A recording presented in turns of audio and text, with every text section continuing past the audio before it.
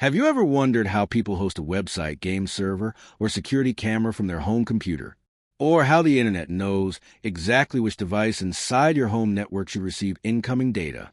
Today, I'll explain port forwarding in a simple and easy way, using a clear example.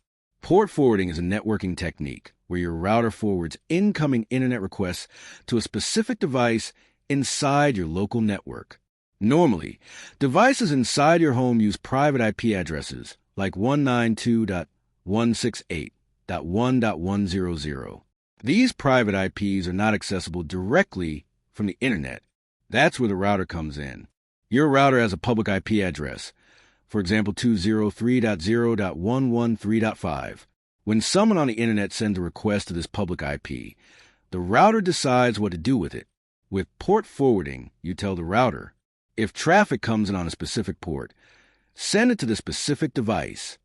Let's understand this using the diagram. On the left side, we have the internet.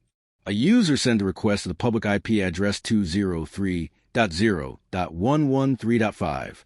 That request reaches a router. The router has a port forwarding rule configured. The rule says, any traffic coming to port 80 should be forwarded to 192.168.1.100. Inside the internal network, there is a web server running on that device.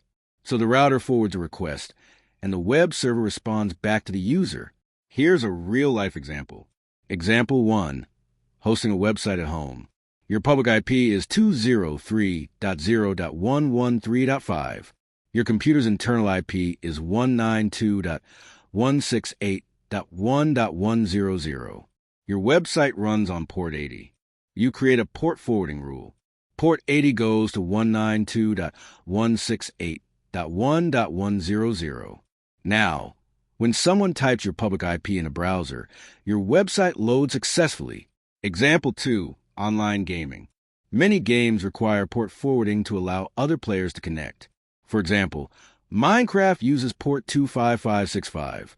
If your game server is running on a computer with IP 192.168.1.50, you forward port 25565 to 192.168.1.50. This allows your friends to join your game from anywhere in the world. Example 3.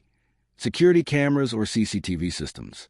A camera may run on port 8080 and have an IP address like 192.168.1.200. By forwarding port 8080 to that device, you can view your camera remotely when you're not at home. Port forwarding is commonly used for hosting servers, online gaming, remote access, and smart home devices. However, it's important to remember that opening ports can create security risks. So only forward the ports you really need and always secure your devices. And that's port forwarding explained in a simple way. If this video helped you, don't forget to like, subscribe, and comment below what topic you want next.